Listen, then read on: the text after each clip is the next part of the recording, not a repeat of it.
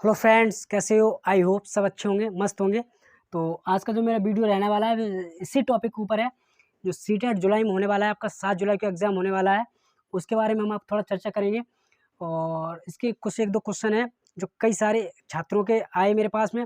कुछ लोगों ने मैसेज करके पूछा है कि ये बताइए, जो कुछ लोग ऐसे हैं जो छात्र सीटेट का एग्ज़ाम 1 बार, 2 बार, 3 बार, कई बार दे चुके हैं, फिर भी उनका एग्ज़ाम नहीं निकल पा रहा है, फिर भी क्वालीफाई नहीं हो पा रहे हैं। आखिर क्या वजह है? प्रॉब्लम उन्हें कहाँ आ रही है? इसके ऊपर चर्चा करेंगे। बात करेंगे प्रीवियस ईयर क्वेश्चन कहाँ से डाउनलोड करें आप। आपको पूरा प्रीवियस ईयर पेपर मिल जाएगा। 2018 से पूरा पेपर मिल जाएगा जहाँ तक है। और उसके बाद में एनसीईआरटी कैसे पढ़ें, इसके ऊपर चर्चा करेंगे। तो सबसे पहले हम यही चर्चा करेंगे। अगर वीडियो पे पहली बार आए हो तो वीडियो को लास्ट तक ज़रूर देखना, ताकि मैं आपको पॉइंट बाय पॉइंट हर चीज़ अच्छे से समझा सकूँ। और अगर आप भी अच्छे से समझ गए ना, तो आपका हम कह रहे हैं श्योर 100% है कि आपका सीटेट क्वालीफाई हो जाएगा और इसी बार हो जाएगा। और ये वाला पास करना क्यों कंपल्सरी है, क्यों ज़रूरी है, ये भी हम आपको बताएँगे, इसलिए वीडियो में लास्ट तक ज़रूर बने रहें। ये हमें मेरी सबसे रिक्वेस्ट है। तो चलते हैं सीधा अपने वीडियो के ऊपर बात करेंगे। जो लोग बार-बार सीटेट का एग्ज़ाम दे रहे हैं, फिर भी क्वालीफाई नहीं हो पा रहे हैं, आखिर वजह क्या है? इस चीज़ की क्या दिक्कत आ रही है जो सीटेट क्वालीफाई नहीं हो पा रहा है उनका? लास्ट मोमेंट पे आके रुक जाते हैं, मतलब 1-2 नंबर रह जाते हैं।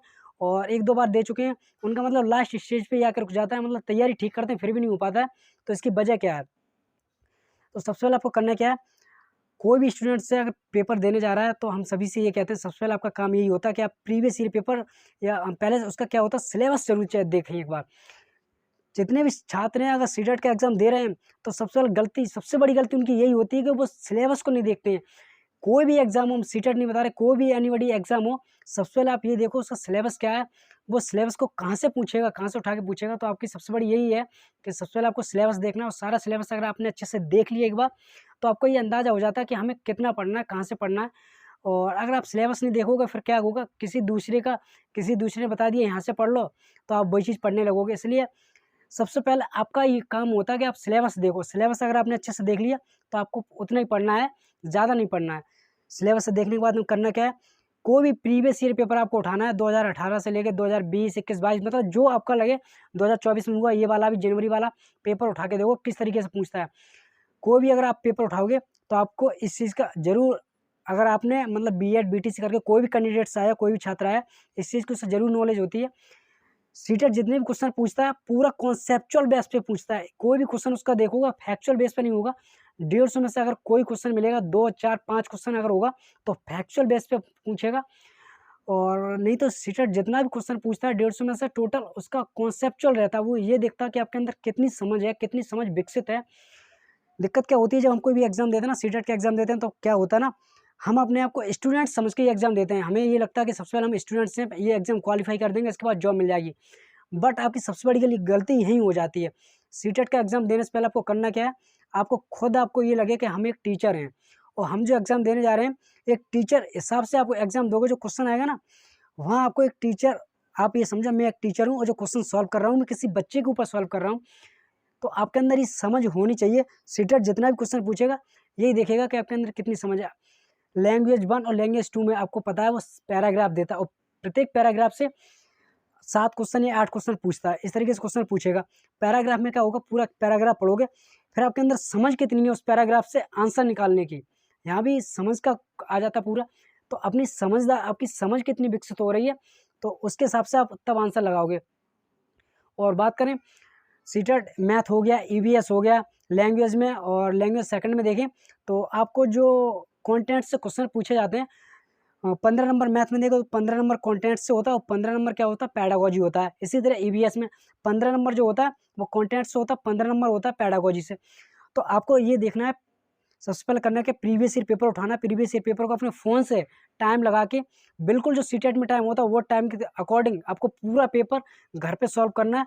और आपके अंदर यही फीलिंग आनी चाहिए कि मैं जो सीटेट का एग्ज़ाम ही दे रहा हूँ, मतलब एग्ज़ाम हॉल में बैठा हूँ और मैं सीटेट का एग्ज़ाम दे रहा हूँ। आपको पूरा 150 नंबर का पेपर, पूरा प्रीवियस ईयर पेपर सॉल्व करना है, तब आपको उठना है। ये नहीं है कि आपने पेपर स्टार्ट कर दिया और पता पड़ा 25-30 क्वेश्चन लगा पाए, तब तक किसी ने आपको बुला लिया, आप पेपर को छोड़ के चले गए, उसके काम में लग गए जाके। आपको ये नहीं करना। आपको जब भी बैठना है, सबसे पहले आपको घर में फैमिली में बोल देना है कि हम पेपर लगा रहे हैं, मतलब पढ़ाई कर रहे हैं, तो हमें डिस्टर्ब मत करो। तो जब आप पढ़ाई कर लो, उसके बाद में कुछ भी कर लो, तो पहले आपका काम यही होगा, पूरा पेपर, प्रीवियस ईयर पेपर लगाओ। लगाने के बाद टाइम से उसका टाइम खत्म हो, उससे वहीं पेपर खत्म कर दो। ख़त्म करने के बाद आंसर की से मैच करो, और आंसर की से मैच करने के बाद में ये देखो कि मेरा पेपर कितना सही हुआ है। उसके बाद में अगर आपका पेपर 80 नंबर हो रहा है, 75 प्लस नंबर हो रहा है, 77, 78 नंबर, 89 नंबर हो रहा है, और आपको लग रहा है 2-4 नंबर मेरे कम है, तो आपको ये देखना है कि उनमें से आपको ये देखना है मेरा पेडागोजी में दिक्कत हो रही है या मुझे कंटेंट में दिक्कत हो रही है। आपको उनमें से जिस चीज़ में दिक्कत हो ना, आप उसी के ऊपर मेहनत करो, उसी के ऊपर मेहनत करो। आपको ये चीज़ को अच्छे से एनालिसिस करना है।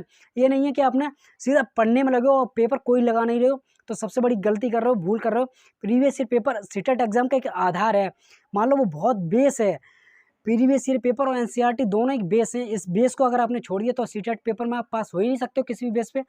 तो मैंने भी इसी तरीके से, अगर हम अपनी बात करें, मैंने भी सीटेट का एग्जाम 2-2 बार दिया है, क्वालिफाई किया है। ऐसा नहीं है कि मैं आपको हवा में तीर छोड़ रहा हूँ, हवा में कोई तीर नहीं छोड़ रहा हूँ। सीटेट का एग्जाम मैं खुद दे के क्वालिफाई करके बैठा हूँ। सीटेट का, यूपीटेट का सभी एग्जाम क्वालिफाई करके मैंने खुद भी दिया है, तो मुझे इस चीज़ का एनालिसिस है। इसलिए मैं आपको बता रहा हूँ कि सीटेट का एग्जाम जो होता है पूरा समझ के ऊपर बेस होता है। इसलिए अपनी समझ आपके अंदर कितनी विकसित है उसके ऊपर फोकस करना है। पहला पॉइंट यही था, इसलिए मैंने आपको इतना टाइम लगा दिया पहला पॉइंट में। दूसरा पेपर यही होगा कि प्रीवियस ईयर पेपर कहाँ से डाउनलोड करें। सीटेट की आप गूगल पे जैसे डालोगे, क्रोम पे डालोगे सीटेट, सीटेट की ऑफिशियल वेबसाइट पे जाओगे, नीचे जैसे स्क्रॉल करोगे लास्ट में आपको ब्लू कलर का नीचे मतलब थोड़ा उसका सेफ आएगा, उसी ब्लू कलर में आपको प्रीवियस क्वेश्चन आंसर की मिल जाएगा। बट दिक्कत क्या होती है, कुछ लोगों को पता होता है कि वो कहते हैं प्रीवियस क्वेश्चन डाउनलोड नहीं हो रहा है, मतलब प्रीवियस ईयर क्वेश्चन डाउनलोड कर रहे हैं लेकिन डाउनलोड नहीं हो रहा। तो उसकी दिक्कत क्या हो रही है कि प्रीवियस ईयर क्वेश्चन ये जो होता है वो सीटेट में जो वेबसाइट पे डला होता है ना, वो एक जिप के फॉर्म में डला होता है। तो आपको पहले क्या करना है, प्ले स्टोर से एक आपको ऐप डाउनलोड करना है जिप नाम से। आपको मतलब WIN विन और ZIP यानी कि विन जिप नाम से आपको एक एप्लीकेशन डाउनलोड करना है। आपको ये नाम से एक ऐप डाउनलोड कर लेना है। ऐप डाउनलोड कर लेना। बिन जिप नाम से एक ऐप होगा। तो आप जिप ही डाल दोगे ना, आप इतना डाल दोगे तब भी आ जाएगा। तो जब आप डाउनलोड कर दोगे तो जैसे ही आप सीटेट में डालोगे, मतलब सीटेट वेबसाइट पर जाओगे, प्रीवियस ईयर पेपर डाउनलोड करोगे तो वो फिर आपको ये एप्लीकेशन ओपन कर लेना। इसमें आपका ओपन हो जाएगा, आपका कोई दिक्कत नहीं होगी, किसी तरीके से कोई दिक्कत नहीं होगी। इसमें आपका पेपर डाउनलोड हो जाएगा। अगर वैसे आप डाउनलोड करोगे तो वो डाउनलोड नहीं हो रहा है और आप परेशान हो जाओगे, इसलिए अच्छा है। तो मैंने आपको बताया एप्लीकेशन से डाउनलोड कर लेना, बहुत इंपॉर्टेंट है। इसलिए ये डाउनलोड करने के बाद में यहाँ से प्रीवियस ईयर पेपर लगाओ, आपको बिल्कुल सही मिलेगा प्रीवियस पेपर, क्योंकि वेबसाइट पर डला है तो उसमें कोई मिस्टेक नहीं होगी। उसके बाद आपको आंसर की भी मिल जाएगी, आंसर की आपको डाउनलोड कर लेना। बात करें अगर हम फिर इसके बाद में एनसीईआरटी कैसे पढ़ें, तो एनसीईआरटी में आपको करना क्या है, एनसीईआरटी अगर वेबसाइट पर जाओगे तो आपको सारी बुक्स मिल जाएंगी। आपको EVS की 3 से लेकर 5 तक की आपको पढ़नी है एनसीईआरटी की। अगर वहाँ से पढ़ना चाहो अच्छे से पढ़ लो।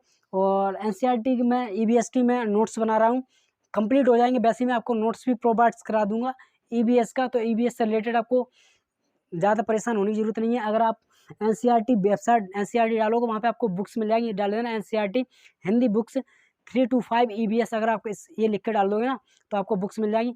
फिर आपको क्या है, उसमें चैप्टर बाई चैप्टर आप अच्छे से पढ़ सकते हो। लैपटॉप वगैरह आप फ़ोन से पढ़ना चाहो फ़ोन से पढ़ लेना। और तो इस तरीके से आप डाउनलोड कर लेते हैं।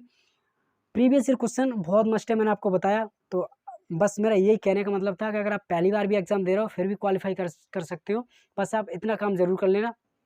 वीडियो बनाने का मेरा यही पर्पज़ था। अगर वीडियो पसंद आई हो तो वीडियो को लाइक कर देना, और चैनल पे पहली बार आए हो, पहली बार विजिट किया तो चैनल को सब्सक्राइब कर देना एंड बेल आइकन को प्रेस कर देना, ताकि टीचिंग से रिलेटेड कोई वीडियो बनाए तो सबसे पहले नोटिफिकेशन आपके पास पहुँचे। पूरा अगर आपने वीडियो देखा तो उसके लिए आपको बहुत बहुत थैंक यू सो मच, धन्यवाद।